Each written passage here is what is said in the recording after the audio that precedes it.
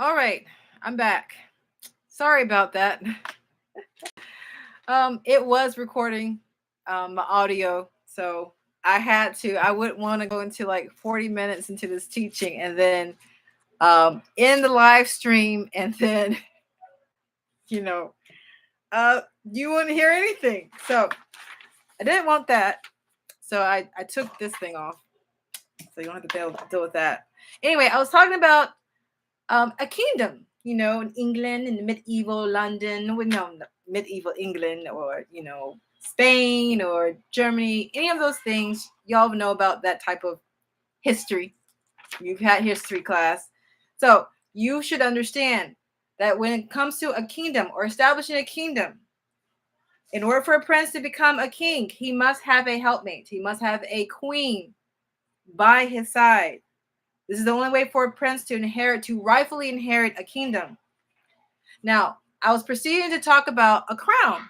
Now, a king wears a crown, but also a prince wears a different crown. Okay, so there are different crowns in the kingdom.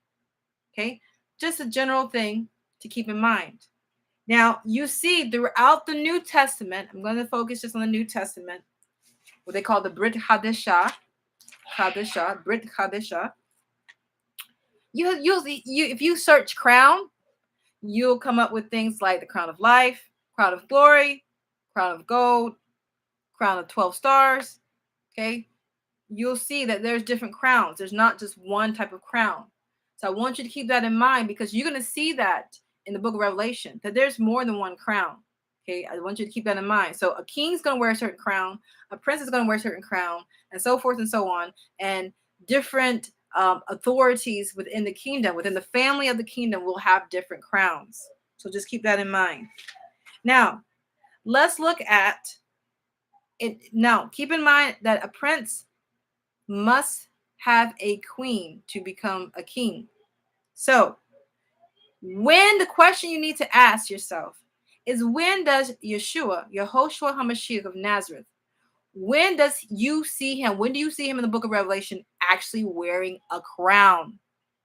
Because that is the marker that lets you know that he has become king, because he has received his queen. Keep that in mind. I'll say that again. We need to now ask the question, where do we see in the book of Revelation where Yehoshua, the Son of Man, has a crown on his head? Because that means he is now king. And that also means if he's now king, he has received his queen, his bride. He has married her. Okay? Now, let's look at Revelation 14, verse 14. Turn with me to Revelation 14, because it's going to get really good. Okay, in the beginning of that chapter, you'll see, look, chapter 14, verse 1.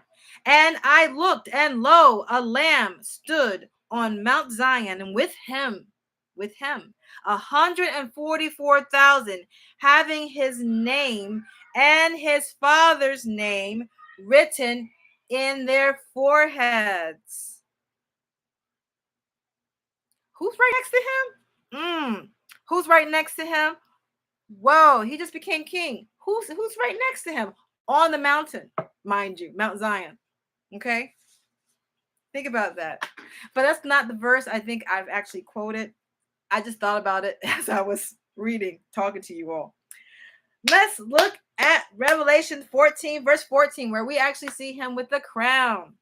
And it reads, and I looked, and behold, a white cloud, and upon the cloud sat like unto the Son of Man, having on his head a golden crown, and in his hand a sharp sickle.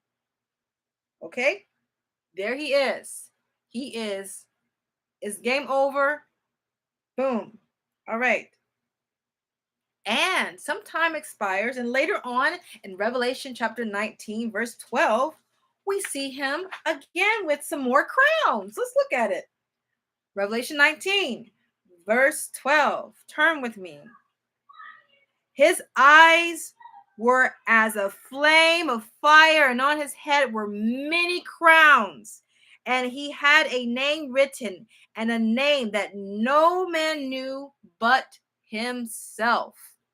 So he has a name for himself, and nobody's going to know his name. Nobody. Okay? Now, keep in mind, we see him now, Yehoshua. Now we see him initially just with a golden crown, and now after he used that sharp sickle, taking the kingdoms, boom, boom, boom. Now you see he's got many crowns on his head. And someone goes, many crowns on his head. Okay, well, I can confirm. I've had a dream before where I've seen crown, and you can actually put a crown on top of another crown. So you can imagine Yehoshua probably has a crown on top of another crown, on top of another crown, on top of another crown. All the kingdoms that he's taken over on the earth. It's like all these crowns. It's got on his head by the time you get to Revelation 19, verse 12. Then we see him again in the same chapter. Now we're going to see something different. Remember in Revelation chapter 1 that I read in the previous video that he, in the beginning of Revelation chapter 1, he is called the Prince of the Kings of the Earth. Now, let's check what happens in Revelation chapter 19, verse 16. And it reads, and he has on his vesture and on his thigh a name written, Melech ha-Malakim and Adonai ha-Adonim, which means King of Kings and Lord of Lords. Finally, he is the King of Kings and Lord of Lords. Okay? So, that is amazing. We see him now as a king. He's no longer a prince. Now, let's go back. Well, actually, I think I read those verses. Okay, yeah, I did. I read Revelation chapter 19, verse 12 and 16.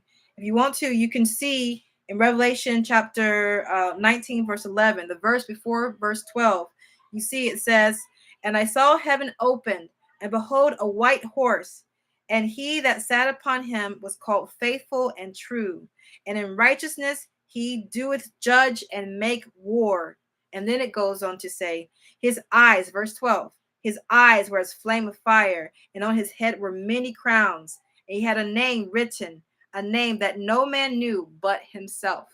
Okay? So, and then verse 16, I just mentioned King of Kings and Lord of Lords. He is in full kingship authority, taking over the kingdoms of the world. Now we need to ask ourselves this question.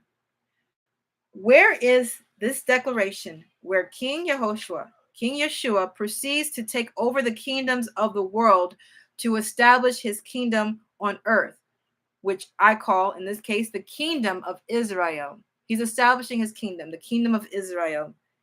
Where do we see him? Where do we see in the book of Revelation where it says he's actually taking over the world? He's actually taking over the kingdoms of the world. And this is where you will find, my friend, the bride. Let's go find her. Let's turn back to Revelation chapter 11, please. Go ahead and do it. Give you a few minutes. Okay, you probably got it, right? All right, good. Okay. Let's just go and read this, yo. All right. But I want you to pay close attention to Revelation chapter 11, verse 15. And it says, and the seventh angel sounded, and there were great voices in heaven saying, the kingdom of this world are become the kingdoms of Adonai and of his Mashiach, the Messiah, and he shall reign forever and ever. That is where you see the declaration of the kingdoms switching. Okay? So we know something had to happen right before then. The wedding had to occur right before then. Now in heaven, they're like, it's game over. He's got his bride. Yeshua got his bride. It is time to take over. All the kingdoms of the world will become the kingdoms of Adonai and his Mashiach. At chapter 11, verse 15 of Revelation. Now, Here's the bride. I'll show you her.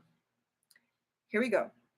Start at the beginning of Revelation chapter 11, verse 1. Verse 1 reads, "And there was given me a reed like unto a rod, and the angel stood, saying, Rise, measure the temple of Elohim, and the altar, and them that worship therein. But the court," verse 2, "but the court which is without the temple leave out, measure it not, for it is given unto the Gentiles." Okay, hear that word. It's very important you hear that word, Gentiles. Okay, "and the holy city shall they tread underfoot 42 months. 42 months is 3.5 years. The Gentiles will trample on the city for 3.5 years. Okay. And well, I can go into another Antichrist thing about that, but that'll be for another time. And then verse 3 says, "And I will give power unto my 2 witnesses, and they shall prophesy 1,260 days, clothed in sackcloth." Okay, that's 1,260 days. That's 3.5 years. Now keep in mind, 3.5 years. Where's the other part in the New Testament you've heard about 3.5 years? Who else did 3.5 years ministry? Who else did 3.5 years ministry besides the 2 witnesses? Yehoshua, Yeshua HaMashiach of Nazareth. Yes. Okay. He had a 3.5 year ministry, right? With his 12 disciples. Okay. Like the bridegroom, so is the bride.